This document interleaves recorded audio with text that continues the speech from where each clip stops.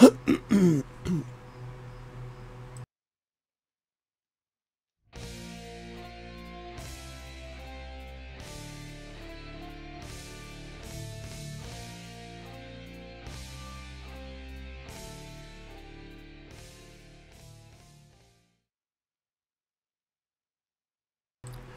welcome to Line by Line Bible Studies. My name is Paul Strangini. We are in the book of Micah. You may recall that last time we didn't actually leave off at verse 8. We actually left off at verse, I think, 11 or 12. But we're starting, actually 11.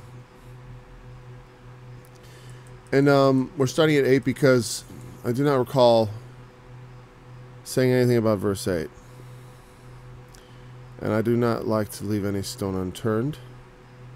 It happens, though. You know, I remember one time someone told me they had some particular scripture they were interested in, and they wanted to know what I had to say about it. And they went back and they found I actually went over it without saying a word about some portion of it. This is not intentional.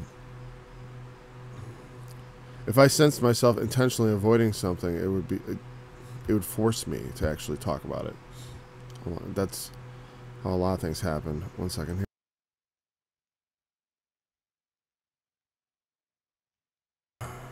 All right. It's a misty morning here in Northwest Illinois, and let's look at verse 8. Micah 4, verse 8, it says, "And thou, O tower of the flock, the stronghold of the daughter of Zion, unto thee shall it come, even the first dominion. The kingdom shall come to the daughter of Jerusalem." So, in the midst of, he promises that he will gather them. He will take those of the wounded, a remnant. It's somewhat metaphorical. It's like in the New Testament, we are cast down but not destroyed. There are a lot of things can befall us. A lot of struggles, difficulties, challenges can befall us and leave us scarred, wounded, or otherwise crippled, but yet not defeated, not ultimately. And from that, the Lord gathers and creates a greater salvation. And you see that here, 8 being the conclusion, tower of the flock. That's obviously some sort of metaphor, because it's tower of the flock. It means the head of the flock, the most conspicuous thing. A tower is a conspicuous defense point. One second. And so the tower of the flock either refers to, well, here he makes very clear what he's referring to. The stronghold of the daughter of Zion. The kingdom is coming to the stronghold of Zion, to the daughter of Jerusalem. And as we discussed, that is where the Bible says that Christ's kingdom is to be founded.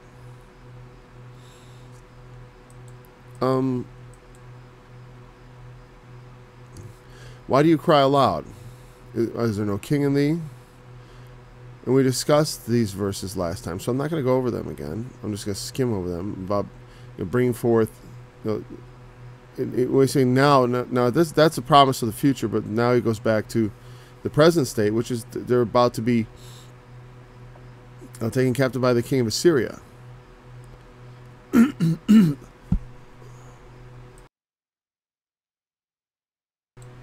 They're about to be taken captive by the king of Assyria.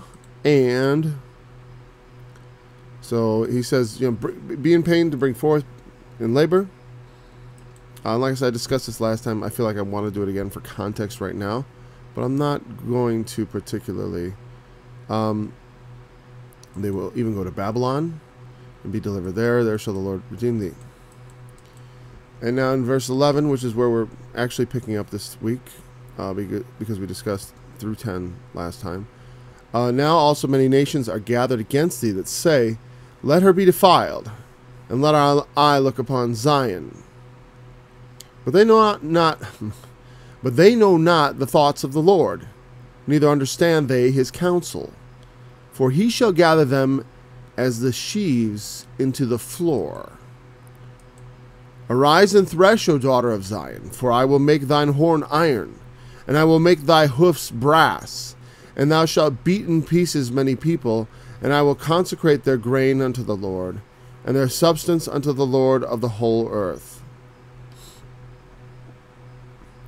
So we have some very clear metaphors there. When it says, he shall gather them as sheaves into the floor. And this is a reference to the methods of agriculture employed in Micah's day, where they would gather grain in sheaves, and I guess that would refer to a bunch, and you bind it together, and then you would during the harvest, they would harvest them, and in the old style, you grab a bunch and you take a sickle and you cut it, and you bind them in sheaves. Then you bring the sheaves to the floor, and you beat the crap out of them until basically you separate the grain from the straw and the chaff. The chaff being the most fine particles. And there are many great analogies about chaff in the Old Testament prophets. Chaff being the most flammable portion of this process. And indeed, you think about it, even to this day, places where grain is stored are potential places for explosions. That's how, when you get these fine, highly flammable particles in the air, they can actually explode, from what I understand. Though don't take me as an expert on that thing. So many nations, but now many nations are gathered against you. The Lord is going to bring forth something good out of all Israel's trouble, is the message. But as far as before, I was talking about the travail. You will be redeemed from the hand of your enemies. The enemies, though, say, "Hey, they're gathered against Israel," and say, "Let her be defiled. Let her be," and that is a what they mean, sacked and destroyed or raped. Let her be raped. That's why they're using the woman analogy. It's like, because you ever heard of the rape of Nanking in World War II, when the Japanese came through and just utterly, they committed multiple atrocities against the Chinese. And there was, the waterways are clogged with bodies, and they rape their way through the city. That's what people do. I say, when you remove constraint, when you remove the law that maintains morality, you find out what people are really like. Because many people you may live peaceably with, if they thought they could get away with it, would do the worst things. And what holds them back is basically they're not really moral in any sense internally. There's no virtue in them. They do it because it is it's too bad. Wouldn't it be great if we could do that? If we could get away with it? That's how they feel about it.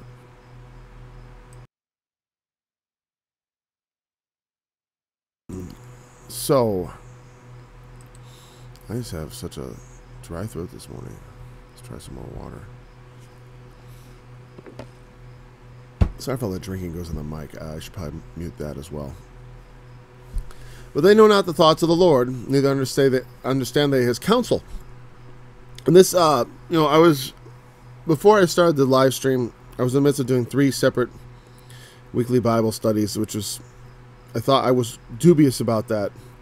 But I wanted to cover multiple books, and it took so long to get through one book that it was just like I wanted to do Old Testament, I wanted to do New Testament again. And it was a long editing process, and after about a year, it became hard with my schedule to keep it on the schedule I wanted it to be on. But we were leaving off in Isaiah in the central part of it, where it turns into a historical narrative in the style of the Book of Kings or Chronicles. And the Assyrian, the leader, the commander, not the king, but his emissary, has come to the walls of Jerusalem to speak there to the people, to give them his offer, to make an offer of peace, and also to make threats of what will happen if they don't accept his offer. And and he declares, like, am I not here because the Lord has said, go up and take this city, go up against this nation? Because the Assyrians were aware of the prophecies of the prophet. They knew what the prophets were saying. The prophets saying that you're going to come and destroy Israel. And so, and there are prophecies of all these evils that are going to befall Israel. And these guys are saying, what they're saying. And so they come. I'm sorry, I'm just getting distracted with other thoughts. But as they come in, they have this on their mind, and they just think, and they have certain thoughts about, okay, it says this in Isaiah, it says, it's not really in his mind so much to do God's will, but he has in his mind to destroy nations and cut them off. He doesn't really think he's God's servant. He doesn't really think that the Lord is guiding him and using him. Like it says, O Assyrian, the rod of my anger, and the staff in their hand is my indignation. Meaning I'm using them like a tool. And the king of Assyria does not see himself as the tool of some god. He sees himself however he sees himself. And so, the nations gather themselves against her and say, let her be defiled, and let our eye look upon Zion. That is an idiom that means, to look at something. It's interesting. I found a long time ago, when I started studying the Bible, it was recommended to use something called the Companion Bible. And in the back of that Bible, they have all these appendices. One of the more interesting ones, or many of them are very interesting, but some of them are not so. But the different words for see in Greek. And we have different words in English, but it's not clear to me exactly what the connotation of each one is. Like we have behold, look, see, perceive. Though when we say perceive, we definitely have an idea of what we're talking about, perceptions and stuff like that. So, we can look at something. Like, I can look at this and say, where is it? Like I say, this is a plastic rectangular box. It's a rectangular prism made of plastic, and it has a wire coming out of it. Is that right? Of course it's right. That's what I see. And so I can also see it and say, well, this is a removable hard drive. It's a portable storage for a computer. Right? I could say also that it's like, this has all my work on it. Or I could say this, what I'm about to do with this is, for some reason I thought of using it as a weapon. I'm going to use this to smash a window out. I'm not going to say I'm going to use this to smash in someone's face. It seems like, Paul, what are you thinking? I've never smashed anyone's face, right? I try to use negotiation. Anyways, so when I look at it, I may have very different. When I look at an object, I may be seeing something very different. You know, what's in my mind can be very different. So when their eye looks on Zion, it's what they're seeing. They're seeing a prize, something they're about to take.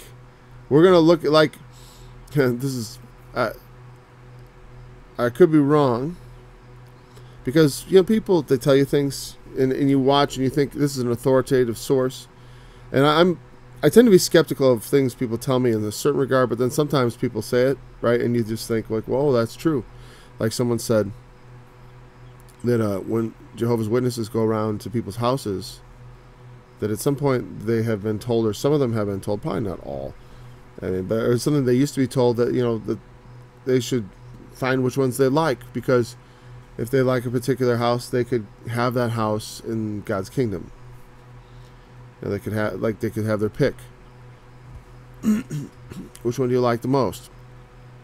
And so, you know, looking on something with a heart of covetousness, I want that one. Won't it be nice when they're dead and I can have their home? It's kind of dark. I would not want to go around to people's houses with that on my mind. It seems rather ungodly, if you ask me. But it's all about the way you're looking at something, you know. What is in your mind? What are you seeing? You know, what are you seeing, and how are you seeing it? It's like Jesus said, take heed how you hear. It goes for seeing, and with what measure you meet. You know, it's how do you take the measure of things? How do you look at things? It's a very important idea. It's at the perfect temperature. When I hold this up, everything turns red, or it turns the color. It's kind of funny. All right. All right. So, how we see things is very important. How we perceive the world around us. You know, it says the Lord is of pure eyes.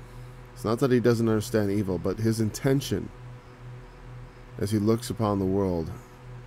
And, you know, there are times when it says the Lord shall set his eye upon them for evil. And they've put their eye upon Zion also for evil. But they don't know what the Lord intends, because they know that they've come against Israel, and they know that prophets have said, and they know what they think. They think, of course, we have superiority of arms. We're a kingdom on the ascendancy. We've got a very strong method of warfare, and we're going to take the city.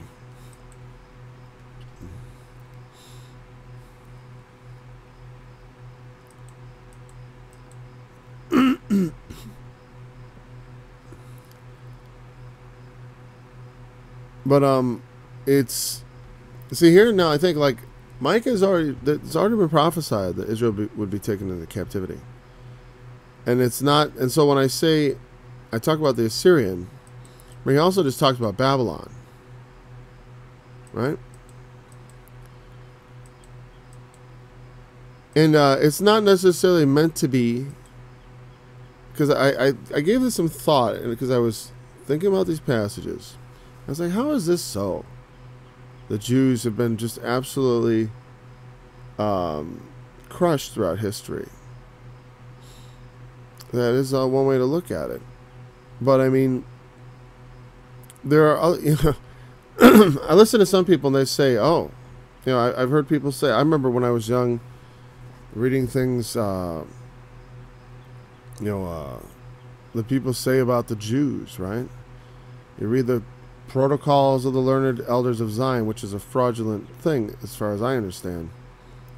But, and some people may take great offense at that, I really don't care.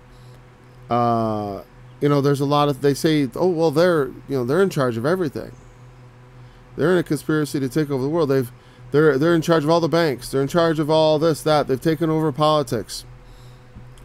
So, I mean, a lot of their enemies think they have a lot of power. And they certainly, and people say, well, why are they so predominant in different places and stuff? It's like, I guess one theory is there's a conspiracy, but another one is that they've been blessed with a lot of competence. In fact, you see that even in the book of Daniel. When they're taken into captivity in Babylon, he takes of the best of them, their princes, and makes them into concubines, not concubines, wrong word, eunuchs in his household, in the household of the king of Babylon. And they become prominent. And from that perspective, I mean, Daniel prophesies of the downfall of Babylon. And Isaiah, even as Babylon is on the ascendancy, Isaiah is prophesying of their downfall at the hands of the Persians, who were very favorable to the Jews, and who gave them, did many favors for them, including restoring them to the kingdom. So it says, "Arise and thresh, O daughter of Zion, for I will make thy horn iron, I will make thy hoofs brass." See, in threshing, there are many ways you can thresh. Not many, there's a few, okay? There's basically, you can beat them out with a rod, you can by hand. And then there's, as it says in the proverb in the law, "Thou shalt not muzzle the ox that treads out the corn." Sometimes you have an animal tread out. There are, in fact, Isaiah makes references to having carts pulled over it. And I don't know all the methodologies, but the idea is that Israel would be like an ox, and he would make the horn brass. Horn in prophecy always refers to the power. I mean, because that is the power of that animal. The danger, if you're talking about a bull, is the horns, though they can kick, of course. And it says, "Thy hoofs brass," So his hooves and his horns are his most powerful weapons. They kick, they gore with their horns, and they're very dangerous, obviously. And so he's saying, "I will make your horn, I will make your powerful portion iron, strong.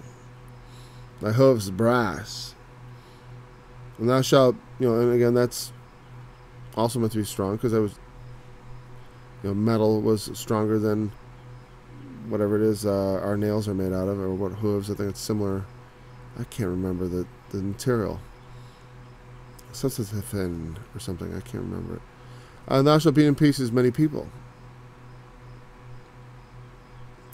And I think, and I will consecrate their gain unto the Lord. I think I read that as grain, because it's been a grain analogy the whole time here. So it's gain. Their profits will be to the Lord. Their substance will be to the Lord of the whole earth. And chapter divisions are arbitrary oftentimes in the Bible, because I do believe this next chapter picks up this thought, and I want to use it to sort of bring a greater understanding to this idea. Okay, the Lord's going to redeem them from the hand of their enemies.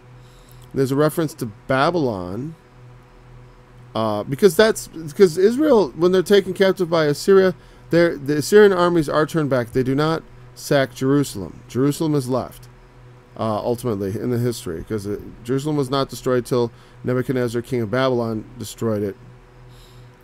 Because even after the Assyrians came that close to destroying them, Israel had not learned their lesson. They had to be utterly destroyed. And you see in the time of Jesus, some 400 plus years after the Babylonian captivity, that the lesson, actually it's more like 500, I think, the lesson had been learned. I mean, paganism was wiped out. There's still issues, because man, man, what is it about us? Our nature. We have a bestial nature. Our nature is not divine. It's of the earth. It's of the beasts. Man's not much better than a beast. I mean, we are, by comparison, we are just significantly. When they say like I like to think of on these things, and it's worth talking about. I'll just briefly. It's a slight digression. What they say, it's a topic I like. I like to do topical studies, and we will get into one, I think, after Micah. That they say that well, man and chimpanzee, they have like 98, 99% the same DNA. Wow, oh, they're so similar. Really? To me, all that says is like, wow. That shows you what a difference 1% can make. I mean, because 1%, is that a big difference? It can be a huge difference. How much information is in DNA? 1% difference is a massive difference. Huge. You're talking about, like, let's say if you're talking about, let's say just anything, like if I say like, okay, I'll give you 1% of a billion. How much is 1% of a billion? 10 million. 10 million. That's a lot. It's a lot. When you think about it, the differences between human beings are very small. Yet we come out very different from each other. We're more the same than different. But, you know, that we're bone and sinew, flesh, and that's very similar, but there's huge differences between people and the beasts. It's not even close. Massive differences. If I take the Bible and I just change 1% of things, I can make a massive difference in what it means. I can change less than 1% of the Bible. In fact, there was one time a Bible, I forgot what they called it, the Satanic Bible, or no, it wasn't that. But basically there was a misprint, and instead of thou shalt not commit adultery, it was thou shalt commit adultery. And it doesn't take a lot of changing to really change things. You know, to flip the switch over to something completely different. Little differences when in big systems make big differences. And they kind of pull the wool over your eyes when they talk about, oh, we're so similar, the DNA. It's like, you know, how similar is the Bible to many other books as far as the words used and the sentences employed? If you take the English Bible and compare it to Moby Dick, how much difference is there, you know? I mean, people argue about the differences like the King James, the NIV and stuff. And it's mostly similar. But some people think the NIV is like the devil's handiwork, you know? I mean, I don't like it particularly myself, but I certainly think that, you know, it's not like the work of the devil. It's the work of well-meaning people who maybe went too far in interpreting things instead of just translating them. But, I mean, to say that the King James doesn't also suffer from that problem at times is to be a little ignorant of what the King James is truly like. So, back to verse 1 of chapter 5. Now gather thyself in troops, O daughter of troops. And before we do that, we're about at the halfway point. And I'll just do this now. Hey, if you like Line by Line Bible Studies, subscribe to Line by Line Bible Studies. And when you subscribe, click on the little bell. That will give you notifications. That way, if I do a stream that is not a scheduled stream, you will get a notification. So for more studies, songs, and more, which is mostly the more would be writing and stuff like that, visit oraclesofgod.org. That's my website. It's been my website since about 1998, I believe. Maybe even a year. It was 98, I believe. And so that's been 20 years. And I have a personal YouTube page where you can find songs and a few other studies, but no live streams like this. Okay. And if you have questions, you can send your questions to questions@oraclesofgod.org. If you'd like to suggest a topical study you would like to have me spend some time on, then you can do that there. Of course, while we're studying, if you have questions about this, you know, this particular study, you can ask your question in the pop-up chat. Oh, there, isn't that beautiful? I don't know how you change that without making it look rank amateurish, but that's okay. That's what I am. You know, you can. I got the chat here, and originally I thought I'd sit here and answer questions, but I'm a long way off from having a lot of questions. So, and I don't. It's fine with me if there are no questions. In fact, if this thing stays blank the whole Bible study, then I've done my job, or whatever. It's good enough for me. If I've come, you know, you can always send the email if you say, hey, I thought you would have said something about this, and you didn't. Okay. So back to verse 1 of chapter 5.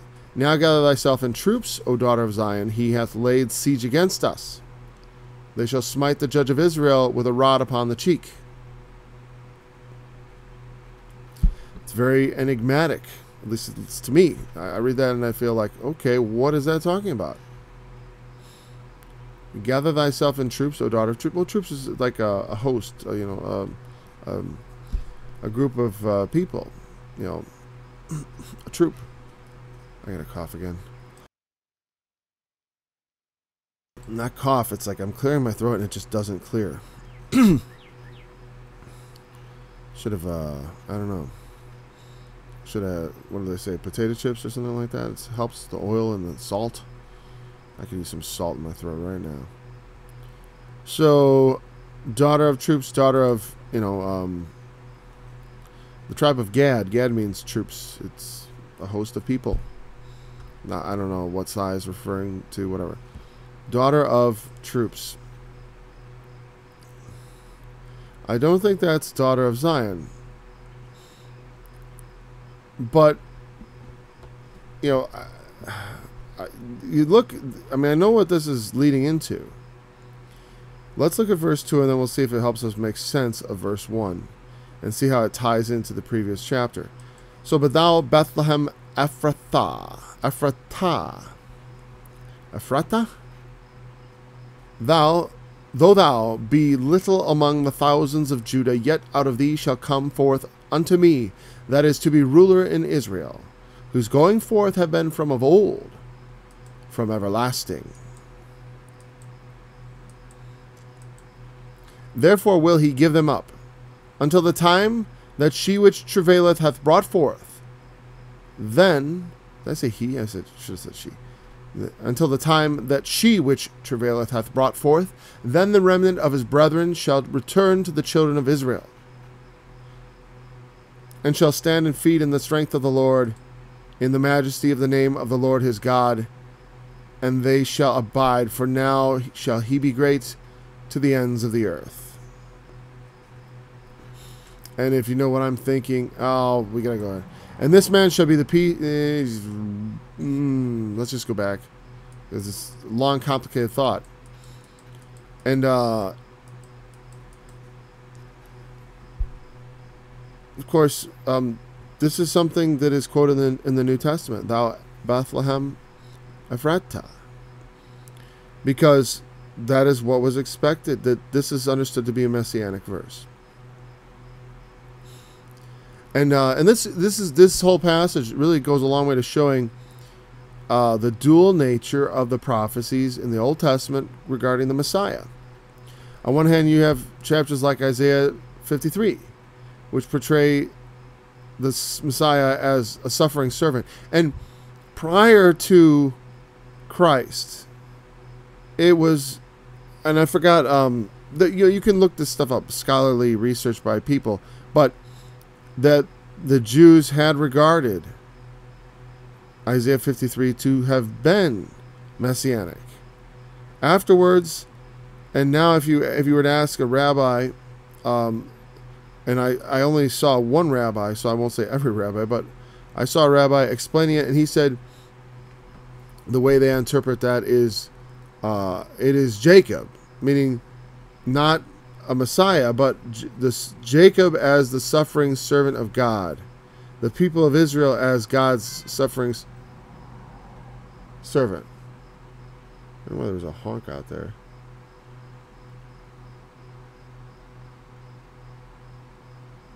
When someone honks as they drive by my house, it's always a little, what's that about? It's unusual. It makes me think, is my dog out there? But she's not. She's on the porch. So, now okay. That just threw me off. It was just like honking outside. Okay, so we see the dual nature of the messianic prophecies. But prior to Jesus, these were all understood to be messianic. And in the New Testament, they say, well, where is Messiah to be born? Bethlehem. And though Honestly, to me, it's not obvious that this says that actually Jesus had to be born there. Just as a looking at it from the face of it.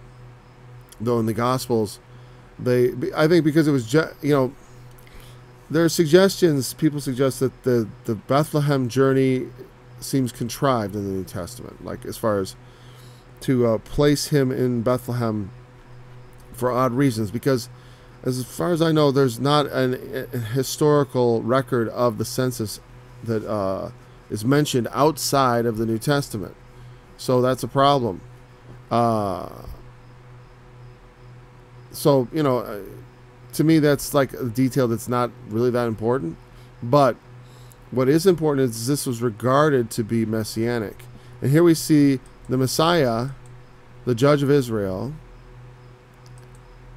being smitten with a rod upon the cheek. He hath laid siege against us. I'm a little, like, gather thyself in troops, O daughter of troops. He hath laid siege against us. Who? The daughter of troops, the Lord? So that's not clear to me. Who the he is there. The daughter of troops could refer to the enemies. Well, it's the enemies of good and right, I think.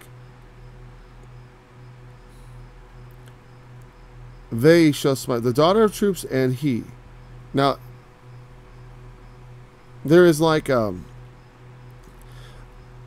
there's a continuity of wickedness. Okay? So, prophetically, the Assyrian is the king of Babylon, is the Romans, is the scribes and Pharisees, is the Antichrist. The enemies of the good and the truth are all, there's a continuity of spirit, let's say, that runs through all of that. That's why, because like I said, I don't know exactly what he meant in his time, but I'm going to interpret it as best I can of what it should mean for us. You know what I mean? Because that's more important than understanding the historical context. I mean, it is important to understand the historical context, because that gives you a leg up in trying to interpret it for yourself, as far as understanding, well, what's this mean to me? What's this mean to me? And the way I see it is, look at the daughter of troops. That's like Mystery Babylon. Mystery Babylon. The whore that rides the dragon that's on the waters. You know what I mean? And he, who is he? He is the dragon. The dragon, Satan, that old serpent, the devil, the Antichrist, the Assyrian, the king of Babylon. They have laid siege against the people of God. And together, the daughter of troops is the rebellious element of God's people who become not his people.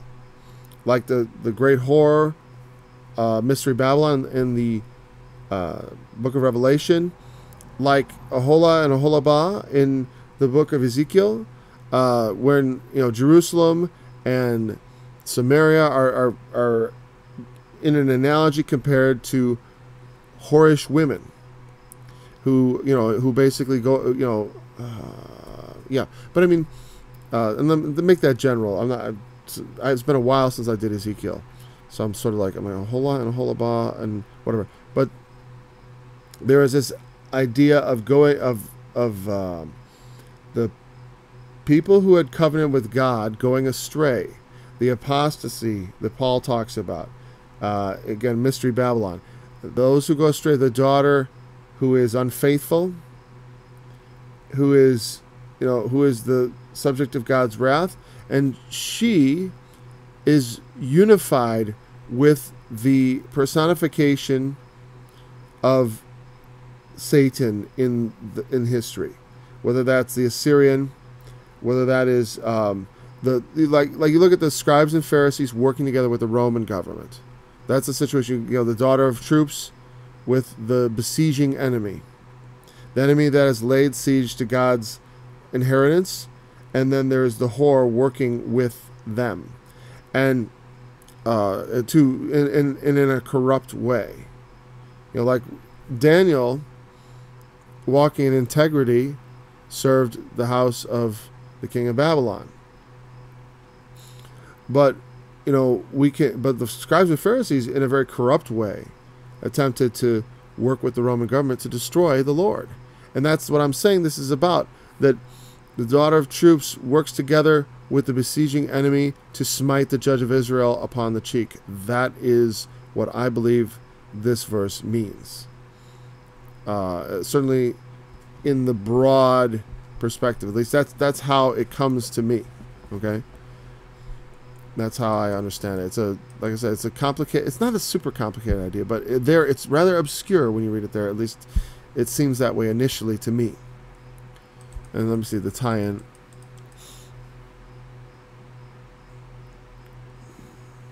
Yeah, and then and then there's the reason in verse 13 of the previous chapter is about how when God, because Micah is really bouncing back and forth to how it's going to be when the Lord delivers God's people, because he doesn't want to back away from God's going to deliver his people, but also the fact that there's a besieging enemy that is coming against God's people. And there are people, and the reason this is happening is because there are wicked men in our midst who have corrupted our society and made us into a whore.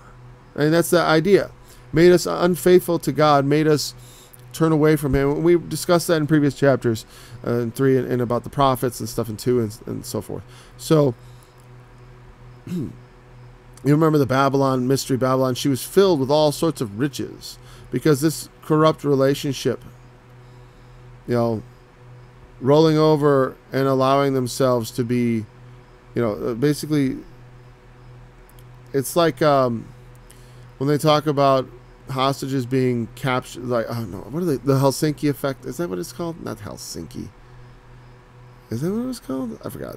There's basically this effect that when people are held captive by, held hostage by like terrorists or some captors, criminals, kidnapping, that there's a dependency that develops, and they have this sort of relationship grows out of it, where they start to have almost like a bond of affection for their oppressors, because these are your new rulers, and you're dependent on them for survival, and they reward or punish, and it becomes a I forgot what they call that though.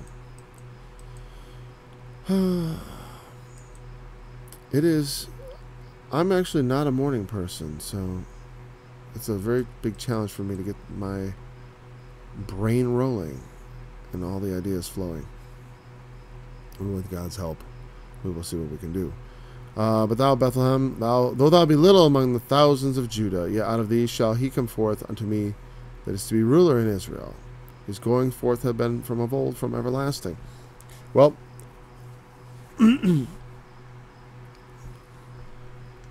Jesus was reputed to be of Bethlehem, and as far as the census and all that, to me it's not important. As far as like why he was born in Bethlehem, I don't know. Like I take it, I tend to take things at face value that aren't that important. The people who sit around trying to like crack that nut or trying to understand, like, okay, and I talked about this when I do those passages in the New Testament, like who got to the tomb first, and they're treating it like a crime scene. And I know that's important on some level, I guess, but it's like if you're a true believer, because I don't believe because the accounts are perfect. I believe because I've experienced the power of God in my life. That's the primary. I mean, I do think the scriptures have a powerful testimony and they are inspired, but I do not require them to be something almost magical, because I think there's a greater magic in the interaction between us and God, the real and living God present in the world. That interaction to me is much more significant and much more the reason I have faith than any detail of the scripture. And that may, for someone who teaches the Bible all the time and has so for a long time, that may seem like a strange thing to say. But people get so caught up in little details and genealogies and the disputes about the law. And the Apostle Paul, as we read in Titus a few weeks ago, absolutely warned against that on multiple occasions, he warned against that kind of, you know, what would you call it? The emphasis, you know, let the emphasis be rather on the gospel, on sound doctrine that is not, that can't be refuted. You know what I mean? It's like, I don't want to focus on things that that people are going to dispute over. Say like, wow, that exactly happened like that. It seems to me that, you know, that's not the part that needed to be inspired. You know, people were at the tomb or whatever, and they gathered their accounts from people, and, well, we heard it was like this. But the central idea is always the same.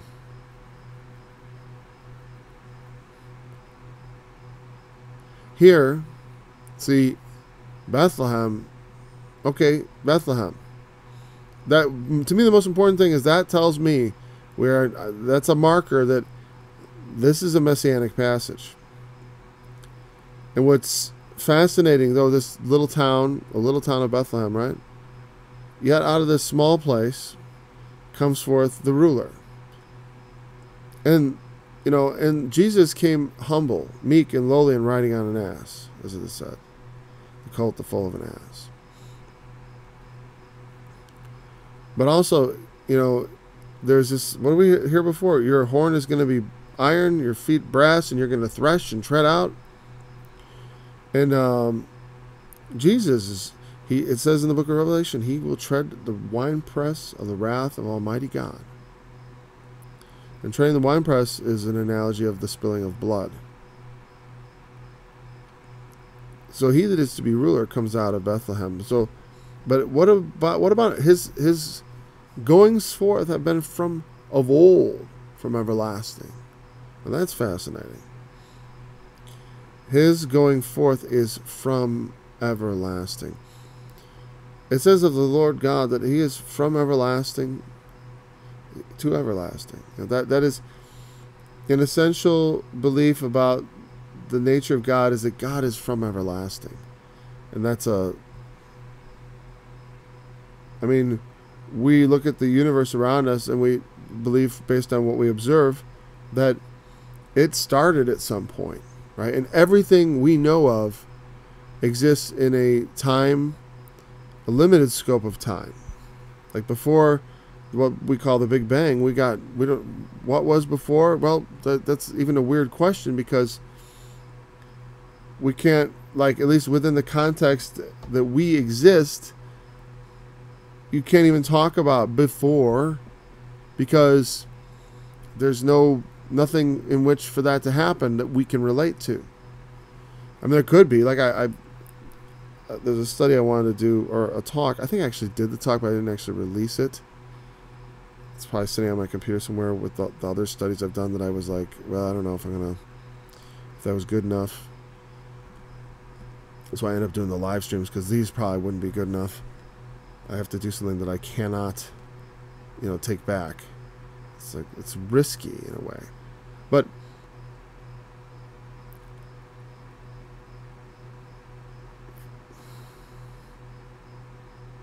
we can't conceive of those things outside of our time.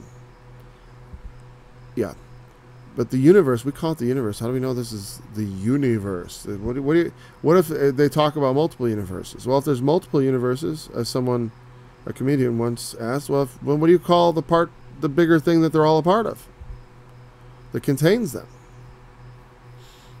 The super universe, the supernatural, essentially what it is. It's the things beyond nature, the reality in which, or as I call it, did I do that study?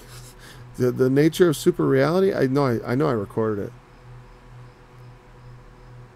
That there is a reality that in which what we term real exists, and that is, if it is not God Himself, it is one step away from that. And so there can, and so in that there can be from, even going back further. Because when they posit multiple universes, they're trying to go back to a what basically Earlier in the 20th century, a lot of people believed the universe existed in a steady state. And when Hubble discovered the redshift, which indicated that the universe was expanding, that was earth-shaking for scientists, especially like Einstein, because he had believed that the idea of a steady universe would mean that the universe has always been here, and if the universe is eternal, it gives you a lot more time for things like evolution to happen, and more random chances for life to just kind of come out of nowhere, or to say the right. If you keep throwing things against each other infinitely, personally, I think you'll just get an infinite amount of noise. But people believe that if you infinitely start banging things together, eventually something will come to life. I think that's way too optimistic about the nature of chaos. I don't think chaos brings forth such things. But anyways, the one we're talking about, this Messiah, he is from everlasting. His goings forth is from everlasting. From before the foundation of the world, it is written that God purposed to bring forth the Messiah. That everything God is doing, he has a purpose for. And also the suggestion that the Son, well, that we would call the Son of God, Jesus, is from everlasting. I don't know, there's a lot of good arguments you can make from the Old Testament of the New Testament doctrine of the Trinity. Even though it's not called the Trinity in the New Testament, it's certainly the description of the doctrine of the Trinity is, I think, a pretty accurate representation of what the New Testament authors had to say about the nature of God and of Christ, and of this sort of strange idea that he is both man and God, and distinct from God, yet one with God. It's very that idea is beyond human experience, so it often gets very negative reactions. And I had a negative reaction against it for years, and until I just realized, I think that having explained to me better, and I have done several studies on that on my website. How divine is Christ, or in what way is he divine? I don't know. There's studies on the divinity of Christ and on the Trinity, and you can look those up at oraclesofgod.org. So, and this seems to be something you could use as an argument. Say, well, he's from everlasting. The Messiah was supposed to be. It says his going forth are from of old, from everlasting. Well, what's that mean? His going forth from everlasting. He is going forth from everlasting. I guess you could say from eternity it was planned that he would come forth.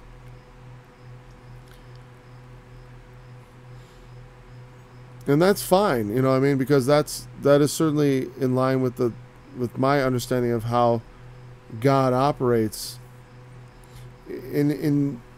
I can't even wrap my mind around the idea of from everlasting or an eternal being. But just because, I can't handle that, the idea that there is some sort of eternal being shouldn't be foreign to us, because people used to believe that the universe was a form of, it was being forever. It had been always and should be forever. The idea that a personal being might exist that is the power, or that the thing behind all of this is somehow personal and a being and some sort of consciousness, not a disembodied consciousness, but some sort of hyper powerful, from everlasting. And if it's from everlasting, then what kind of, the power invested in it, or not invested, but that it is this power. I say it, but I'm just saying from a man's perspective, God, we call him he, but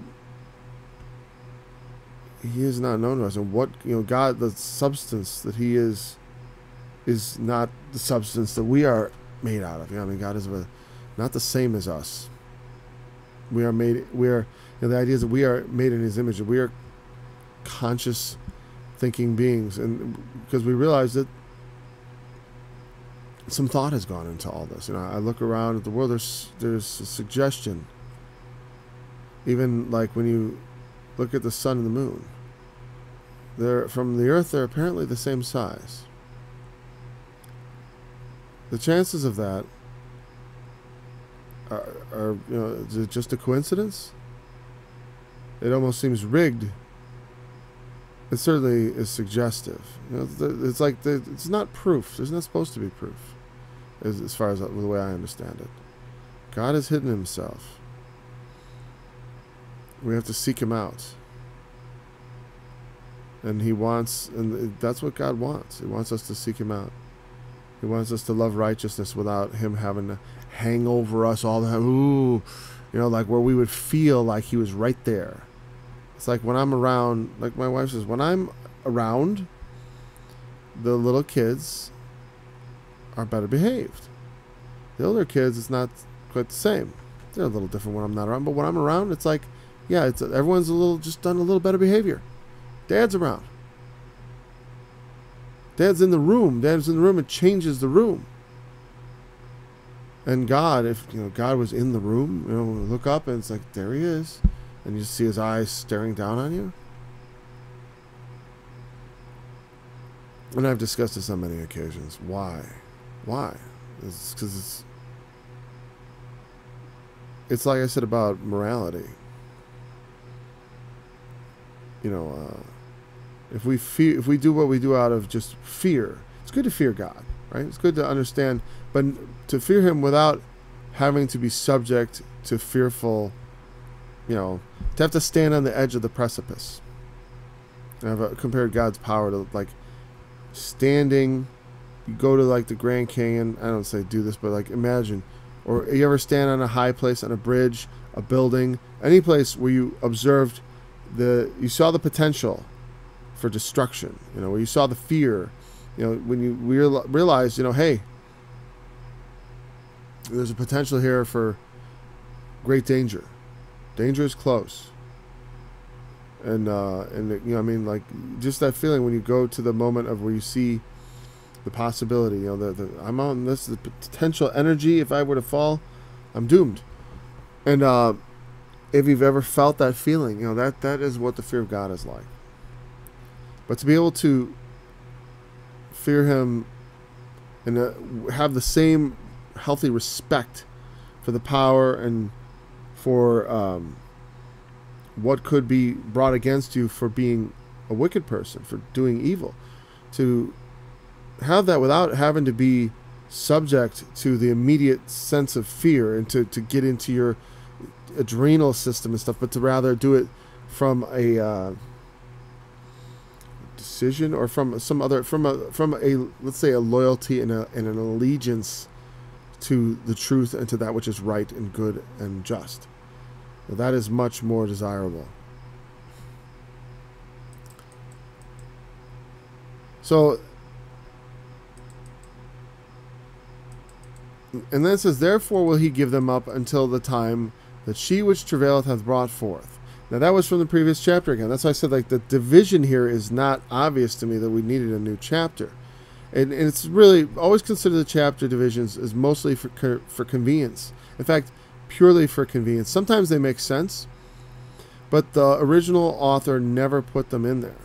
Those were added much later because we need to be able to reference so many books, so many writings. You can say Micah, the book of Micah is a reference. Therefore it is written in Micah, in the prophets it is written. But to be able to reference a specific line other than just by quoting it or by paraphrasing it is a powerful tool in our hands. So verses are important, but the chapter divisions are not always convenient to understanding. So he talked about bringing forth, that through the suffering they would bring forth something new, something good. And in the book, and this is this type is brought out in the book of Revelation, chapter 12, the woman travailing. And also, they will smite him on the cheek. The evil woman and the besieging enemy are going to smite the deliverer. All right, but he's gonna give them up, referring to Israel, I believe, until, or God's people, if you will, until the time which she which travaileth hath brought forth. I mean, they are given up into captivity, or it could refer to the daughter of troops also. by the way. Not necessarily to the loyal element of God's people, but to the disloyal element. They are given up to the slaughter. And though, all men alike die, yet in the resurrection that is promised, not all men stand up again in the same station. That we all go down the same, but when we come up, we can have a better resurrection. Depending on if we have had faith in the Lord, if we have put our trust in Him, and not in well, I can get away with this, so why not do it? The remnant of His brethren shall return to the children of Israel. The remnant shall return. That's the theme very often. And again, those who survive, those who, it's sort of like lesson learned, they can return. There's always like that door open for some, because God does not intend, like it says in Paul, that the Lord utterly cast off His people. No, He has not. Even now there is a remnant according to the election of God. So He gives up His people, or those who should be His people. You look at the churches in the book of Revelation, and that plays into the verse that we will not cover today, but we're going to start off with on Monday, and it's another one that's difficult to interpret. And I don't know that I have a certain interpretation, but I will have something. His people return to His people. The faithless return to the faithful. There's a remnant for whom forgiveness is extended. He shall stand in feet in the strength of mercy, and they shall buy. I think, yeah, I read these, but I'm like, man, we're at 8 o'clock and we started on time. And I think I do not want to open up another verse. I could go an extra 10 minutes, but let's pause here. And we'll leave this at an hour. I want to one more time mention, if you like Line by Line Bible Studies, subscribe to Line by Line Bible Studies. And when you subscribe, click on the little bell and you'll get notifications about when I'm streaming. And that's especially useful if you'd like to be notified when I'm doing something other than the Monday through Friday 7 a.m. live stream. Okay, and also if I post a video that's not a live stream, which I don't intend to do actually on this channel. For more studies, songs, and more, visit oraclesofgod.org. And you can also visit my personal YouTube page. I should probably be putting that link in the description, but I don't think it's there. Maybe it is. I don't know. I forgot what the standard link I have is. But you can find other studies there and music, some videos of some of my songs I've done, which you may find worthy of your attention. All right, and of course there's the questions at oraclesofgod.org. Anyways, can you tell how tired I am this morning? This is Line by Line Bible Studies. My name is Paul Strangini. Thank you for joining me. I look forward to studying with you again on Monday.